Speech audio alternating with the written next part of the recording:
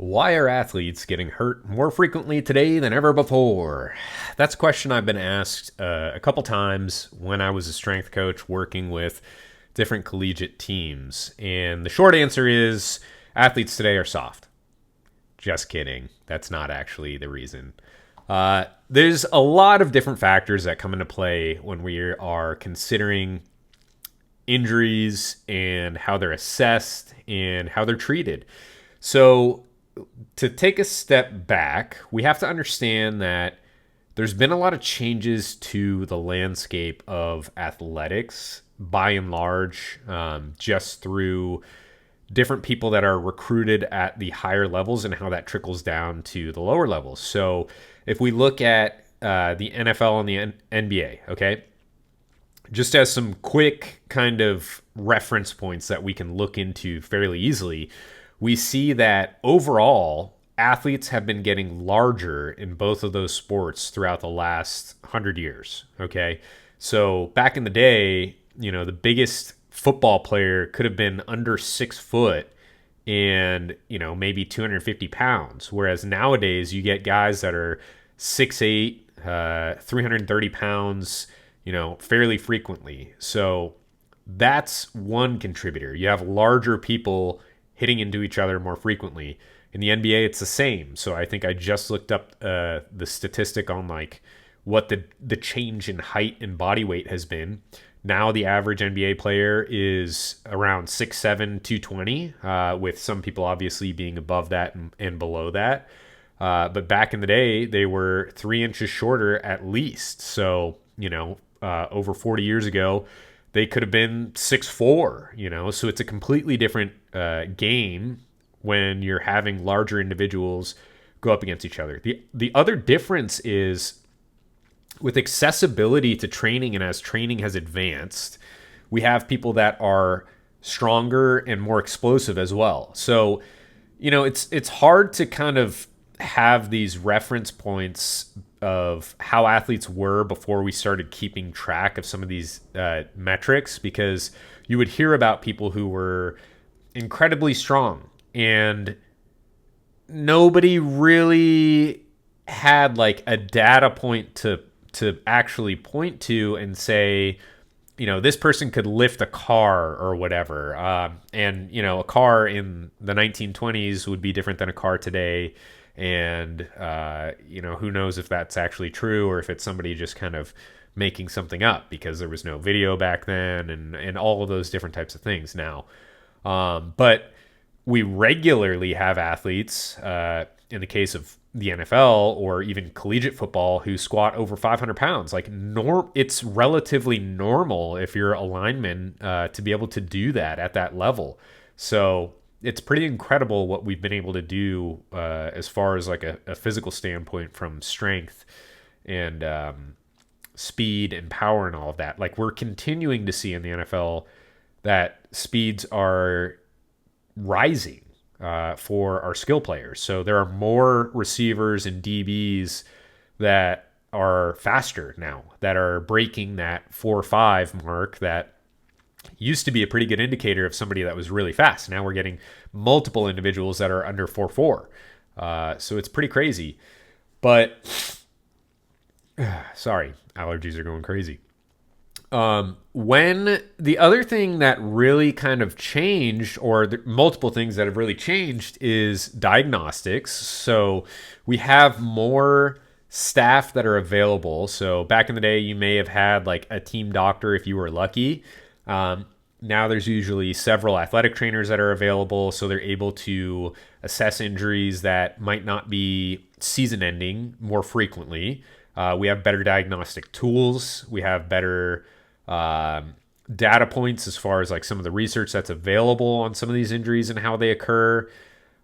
We have more surgeries that are available. So, ACL surgeries, for instance, were not normal practice before the 80s and the 70s. It was not as frequent as it is now. And in the 70s, arthroscopic surgery became available. So it was minimally invasive. And that kind of opened up all of these different types of surgeries that are now available. So for me, I had a hip labrum surgery, and back in the day, a labrum repair wasn't necessarily a thing. But if there was a hip replacement or some other form of surgery, you'd have to open up the leg entirely. And now it's this little kind of like quarter-sized incision that happens. So there's all these different kinds of things that happen. And there are absolutely tales of athletes back in the day who used to have ACL injuries and it wasn't diagnosed. They didn't know what it was. Athletic trainers now can practically assess an ACL tear right on the spot of it happening.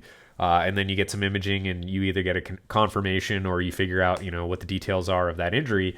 But athletic trainers are there and able to do that almost immediately. And there have been people in the past that have had ACL tears and have never gotten it repaired or got it repaired later on in life when the surgeries became more available. It wasn't an issue when they were in their 20s and 30s and they stopped playing, or it wasn't necessarily affecting their gameplay, which is actually something. Not every surgery or not every injury requires surgery. So there's all these different types of things. Beyond that, the speed of the game, the rules, those types of things influence how players interact with each other. There can certainly be more cutting.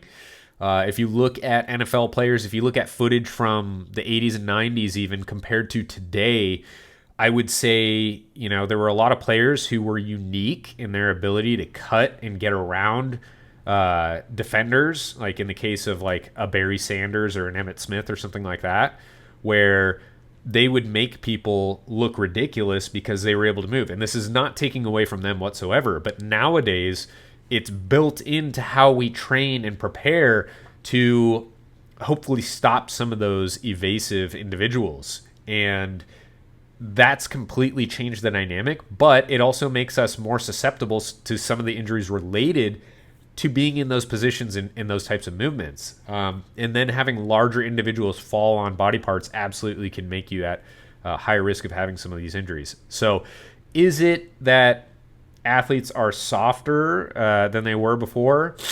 I don't think so. I've certainly worked with people who don't have great work ethics, but that isn't a representation of everybody that's involved. I would say that the majority of athletes that I worked with at the college level were trying to become PhDs in their sport, and then the weight room was secondary, which I completely understand. I mean, at the end of the day, they're not getting paid to go to the weight room. They're getting paid to be on the field or the court or whatever it was. And of course, the weight room is a supplement to help with some of that stuff and maintain a long career. But at the end of the day, some of the enthusiasm wasn't necessarily towards the weight room, but it was for the court. And if the preparation is done well, we can reduce some of the likelihood of those injuries occurring from the standpoint of having the body be physically prepared for some of the demands of the sport. Volume of exposure is also a very important factor related to some of that injury risk. And then finally, there are genetic components. So again, going back to my own personal surgery and what got me to that point, I have very little room in my hips to move. It's just the way that the ball of my femur formed, the way that my hips formed over, my athletic career and probably some other genetic factors. And that made me more susceptible, more than likely. I mean, it's been hypothesized that it makes you more susceptible to some of these injuries that can occur. In the case of an ACL, we frequently see ACL tears happen when change of direction is happening when there's a stimulus. So it doesn't happen as frequently as somebody who's doing very kind of linear designed cutting drills and whatnot. It happens way more frequently when there is an external stimulus and somebody's brain is essentially telling them, oh, I need to move in this direction, and their body is not following the way that their brain is kind of like giving them that reception. So hopefully this gives you a little bit more information on why these injuries are occurring a little bit more. It could also be that we're just able to track it better. Hey everybody, if you found this video useful or interesting in any way, please give me a like and subscribe. That would help out a lot for the growth of this channel, and it'll let me know that I'm doing something that you enjoy. All right, see ya.